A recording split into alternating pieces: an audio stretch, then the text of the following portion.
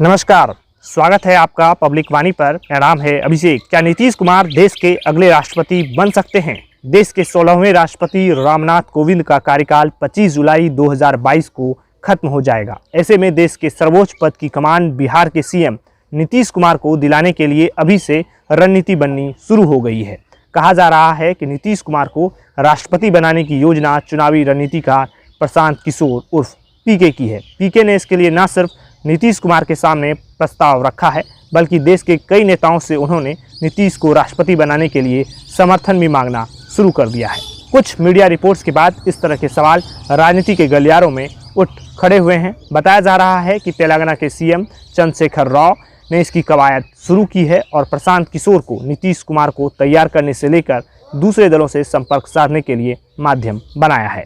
इसी साल जुलाई अगस्त में राष्ट्रपति पद का चुनाव होना है। इसको लेकर बीजेपी के खिलाफ बेहद मुखर तेलंगाना के सीएम केसीआर ने गोटियां सेट करनी शुरू कर दी है। उन्होंने गैर भाजपा और गैर कांग्रेसी दलों को एकजुट करने की पहल की है। इसी महीने प्रशांत किशोर और केसीआर के बीच मुलाकात हुई थी। इसके बाद प्रशांत किशोर ने बिहार के सीएम नीतीश कुमार से मुलाकात की। ध्यान रहे कि पिछले दिनों तेजस्वी यादव ने भी केसीआर के अलावा शिवसेना प्रमुख उद्धव ठाकरे और राष्ट्रवादी कांग्रेस पार्टी के चीफ शरद पवार से मुलाकात की थी। माना जा रहा है कि इन सभी मुलाकातों का एजेंडा राष्ट्रपति चुनाव के जरिए बीजेपी को झटका देने की प्लानिंग है। केसीआर की कोशिश है कि कांग्रेस को छोड़कर अन्य सभी जैसे टीएमसी, सपा, आप, आरजेडी, जेडीयू जैसे दलों को साथ लाया जाए। केसीआर को उम्मीद है कि नीतीश कुमार बेहद मजबूत उम्मीदवार हो सकते हैं और कांग्रेस भी उनको समर्थन देने को मजबूर हो सकती है। अगर सब नीतीश के अनुरूप रहा तो उस स्थिति में एनडीए के सहयोगी के नाते जदयू की ओर से भाजपा को भी नीतीश का समर्थन करने का अनुरोध किया जा सकता है। 5 राज्यों में हो रहे विधानसभा चुनाव में उत्तर प्रदेश, पंजाब, उत्तराखंड, मणिपुर और गोवा का परिणाम भी राष्ट्रपति पद में विपक्ष की रणनीति बनाने में बड़ी भूमिका अदा कर सकता है। इस समय पंजाब को छोड़कर शेष 4 राज्यों में भाजपा की सरकार है। 10 मार्च को चुनाव परिणाम आने के बाद अगर भाजपा पंजाब सहित 5 राज्यों में सफल रही तब तो विपक्ष को राष्ट्रपति चुनाव में बड़ा झटका लगेगा।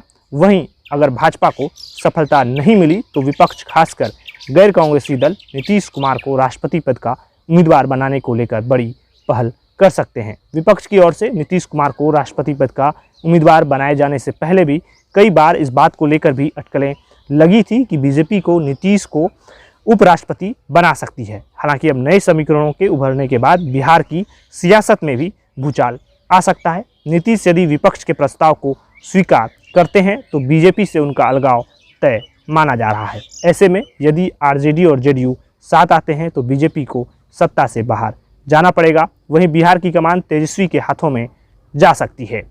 हालांकि खुद नीतीश कुमार ने इस तरह की अटकलों को खारिज कर दिया है। उन्होंने कहा है कि इस तरह की बातों में कोई दम नहीं है, मैं राष्ट्रपति पद की दौड़ में शामिल नहीं हूं। इससे जुड़ी जो भी अपडेट आएगी हम आपको बताते रहेंगे।